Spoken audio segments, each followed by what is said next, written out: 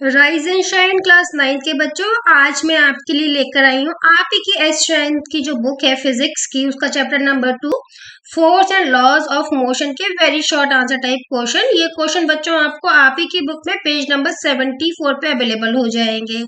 Total number of question जो video में है वो 1 to 15 है।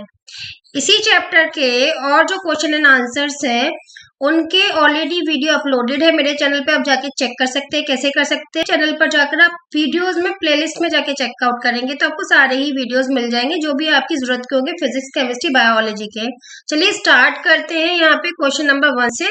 और इसके साथ एक और इन्फॉर्मेशन है बच्चों, अगर आप लोग मेरे चैनल पर नए हैं और आप लोगों ने अभी तक मेरे चैनल को सब्सक्राइब नहीं किया है तो जल्दी से मेरे चैनल को सब्सक्राइब कर दे, जिससे कि आपको अपकमिंग वीडियोस के बारे में टाइम टू टाइम पता चलता रहे। चलिए क्वेश्चन नंबर 1 है यहाँ पर, which physical quantity correspond to the rate of change of momentum. देखिए मोमेंटम को हम पी से डिनोट करते हैं। किससे करते हैं? पी से डिनोट करते हैं। और ये बोल रहे हैं कि कौन सी फिजिकल क्वांटिटी है जो कि रिलेट करती है, करस्पॉन्ड करती है rate of change of momentum से।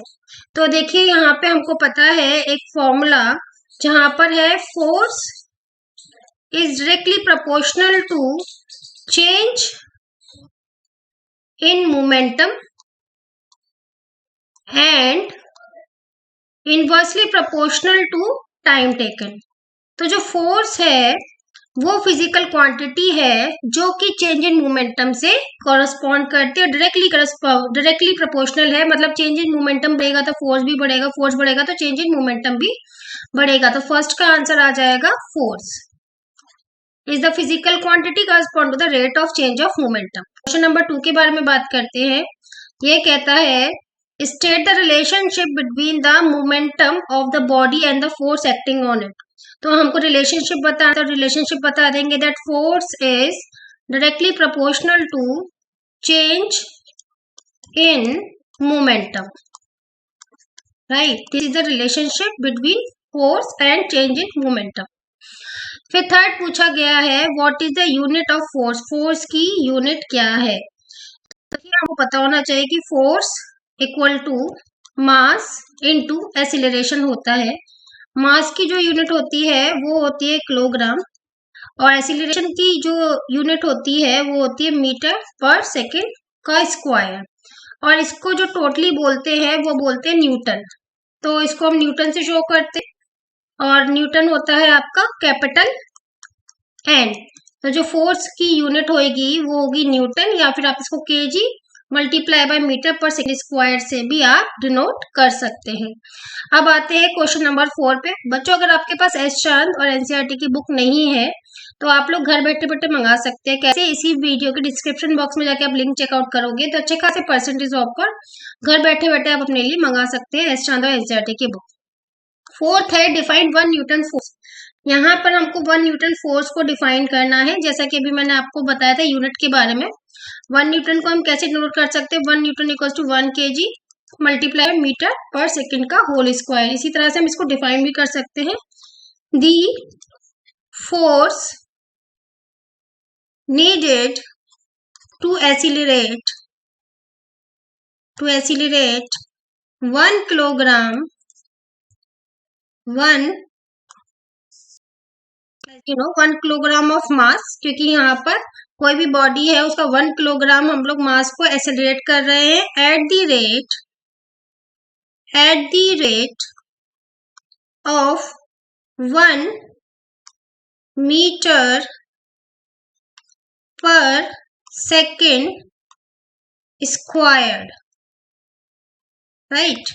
So this is the way that you can define the 1 Newton, that you need the force to accelerate the 1 kg mass of the body at the rate of 1 meter per second square।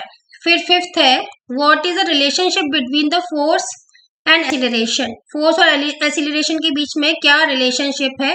as we know that force equal to mass of a body multiplied by the acceleration। तो force जो है वो directly proportional है यहाँ पर किसके? मास के। हम बोल सकते हैं मास के और एक्सीलरेशन के।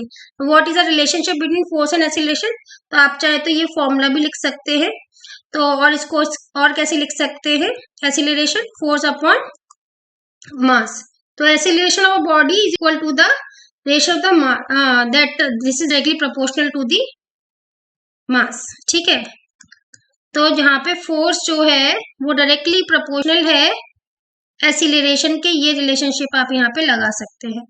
उसके बाद हम लोग बात करेंगे 6 वाले के बारे में। 6 में कहता है if the mass of a body and the force acting on it both double.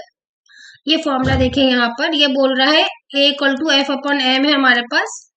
अगर फोर्स को भी डबल कर दिया जाए और व्हाट इज एंड मास को भी क्या कर दिया जाए, डबल कर दिया जाए, तो एक्सीलरेशन पे क्या फर्क पड़ेगा? देखिए दोनों को डबल कर दिए कट जाएंगे तो कोई भी फर्क नहीं पड़ेगा, पहले की जैसा ही रहेगा। तो लिखेंगे रिमेन सेम, क्योंकि दोनों आपस में कट चुके हैं।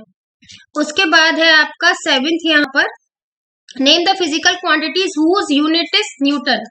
वो फिजिकल क्वांटिटी का नाम लिखना है जिसका यूनिट न्यूटन है। तो अभी हम लोगों ने पढ़ा फोर्स वो फिजिकल क्वांटिटी है जिसका यूनिट न्यूटन है। Okay, now question number 8, which physical principle is involve in the working of jet aeroplane. कौन सा फिजिकल प्रिंसिपल इन्वॉल्व है वर्किंग ऑफ जेट एरोप्लेन? तो देखिए न्यूटन्स का थर्ड लॉ कैसे है ये भी बताऊंगी मैं आपको। तो यहाँ पे न्यूटन्स थर्ड लॉ आप लिख देंगे, this is involve in the working of the jet aeroplane. कैसे लिखेंगे? Jet aeroplane work on the principle of Newton's third law for every action. Third law क्या कहता है? For every action there is a equal and opposite reaction and jet aeroplane exert a backward force and air exert an equal and opposite reaction force on the jet aeroplane। तो यहाँ पे Newton's का third law आने वाला है। Now question number 9, name the principal on which rocket works. जो rocket है वो किस प्रिंसिपल पे काम करता है? तो जो रॉकेट जो वर्क करता है वो कंजर्वेशन ऑफ मोमेंटम पे काम करता है। किस पे काम करता है? It is work on the conservation of momentum. उसके बाद 10th आता है, is the following statement true और false. A rocket can propel itself in a vacuum. तो ये बताना है कि ये ट्रू है स्टेटमेंट की जो रॉकेट है वो प्रोपेल कर सकता है खुद को वैक्यूम में। तो एकदम ट्रू है ये 10 का आंसर। As the rocket does not need air to uplift, क्योंकि रॉकेट को एयर की नीड नहीं होती ऊपर की तरफ उठने के लिए। It's fuel does not need air to burn. ठीक है, तो वैक्यूम में भी काम करते हैं क्योंकि उसको एयर की जरूरत नहीं है। फिर आता है यहाँ पे क्वेश्चन नंबर 11, तो 10th का ट्रू हो गया। क्वेश्चन नंबर 11 है, which is the force which produce acceleration. This acceleration दे रखा है 1 मीटर पर सेकेंड स्क्वायर और मास दे रखा है। तो फोर्स कितना होगा? तो आपको पता है force equals to m multiply by a होता है। तो 1 kg मास है और acceleration 1 metre per second square है, तो फोर्स होएगा आपका 1 न्यूटन। ठीक है, उसके बाद 12th पूछा गया है, find the acceleration produce by a force of 5 Newton. यहाँ पर आपको 12th में दे रखा है फोर्स गिवन है 5 Newton acting on a mass of 10 kg और मास दे रखा है 10 kg। तो एक्सीलरेशन यहाँ पे पूछा गया है, तो यहाँ पर एक्सीलरेशन पूछा है F इक्वल टू m से आ जाएगा A equal to F divided by m। तो 5 डिवाइडेड बाय 10, तो this is going to be 0.5 metre per second square. ठीक है, this is going to be the acceleration. फिर 13th वाला क्वेश्चन यहाँ पे पूछा गया है, a girl is weighing 25 kg stand on a floor. एक लड़की है वो एक फ्लोर पे खड़ी हुई है जिसका जो वेट है, सीधा फ्लोर पे खड़ी हुई है जिसका वेट है 25 kg। तो 25 kg यहाँ पे उसका वेट है। She exert a downward force 250 Newton और नीचे की तरफ वो 250 न्यूटन फोर्स लगा रही है। What force does the floor exert. तो आपने पढ़ा ही होगा third law, that every action has its own and equal and opposite reaction. तो जो फ्लोर है वो भी 255 का न्यूटन का ही फोर्स अपवर्ड लगा रहा होगा गर्ल के ऊपर, वो भी नेगेटिव डायरेक्शन में। ठीक है, मतलब नेगेटिव में। तो according to third law reaction आपका यहाँ पर आएगा, ये जो लड़की जो फ्लोर लड़की पे लगा रहा है वो आएगा 250 न्यूटन। फिर आएगा 14, name the physical quantity which make easier to accelerate a small car than a large car. ऐसी कौन सी फिजिकल क्वांटिटी है जो कि इजियरली एक्सेलरेट करती है स्मॉल कार को देन अ लार्ज कार। हमको पता है कि फोर्स के फॉर्मूला होता है मास इनटू एक्सेलरेशन। अगर फोर्स यहाँ पर, अगर हम यहाँ पे फोर्स को कांस्टेंट रख दें तो क्या फॉर्मूला बन जाएगा, A equal to F upon M. जहाँ पे फोर्स को हमने कांस्टेंट रखा है तो A is inversely proportional to m, mass के। मास बढ़ेगा तो एक्सीलरेशन कम होएगा, एक्सीलरेशन कम होएगा तो मास बढ़ेगा। लाइक दिस आपका काम करेगा ये। तो यहाँ पर वो फिजिकल क्वांटिटी आएगी मास। तो name the physical quantity which make it easier to accelerate a small car. Mass जो है स्मॉल, अगर की स्मॉल कार है, स्मॉल मास होगा, एक्सीलरेशन ज्यादा होएगा। लार्जर कार है तो मास कम होएगा और एक्सीलरेशन आपका मास ज्यादा होगा, एक्सीलरेशन कम होगा। तो मास यहाँ पे वो फिजिकल क्वांटिटी जो एक्सीलरेट करेगी। 15th है, ये फिलअप के तौर पर है, तो ये फिल करने हैं, यहाँ पे हम लोग फिल करते हैं। ए का है the every action there is an, ये थर्ड आपका न्यूटन्स का लॉ आता है कि every action there is an equal and opposite reaction.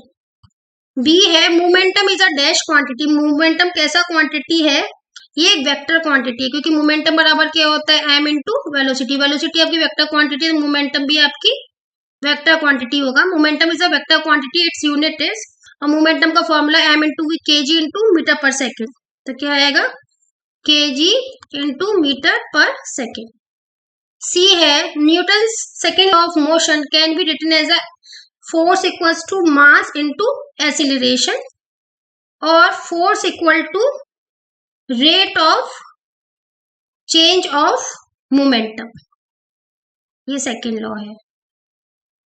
फिर है D, force in a Newton's third law pair have equal magnitude. तो यहाँ पे क्या आएगा, magnitude but act in opposite direction. उसके बाद लास्ट है E, in collision and explosion the total dash remain constant. तो क्या आपका कांस्टेंट रहता है, मोमेंटम। तो यहाँ पर आएगा momentum remain constant provided that no external force act on it. Hopefully आपको वीडियो पसंद आया होगा। वीडियो पसंद आया तो वीडियो को लाइक करना ना भूले। प्रॉब्लम्स को कमेंट में आप लोग बता सकते हैं, एप्रिसिएशन भी आप कमेंट में कर सकते हैं, एंड चैनल तो आप लोगों ने सब्सक्राइब कर ही लिया होगा। Bye bye.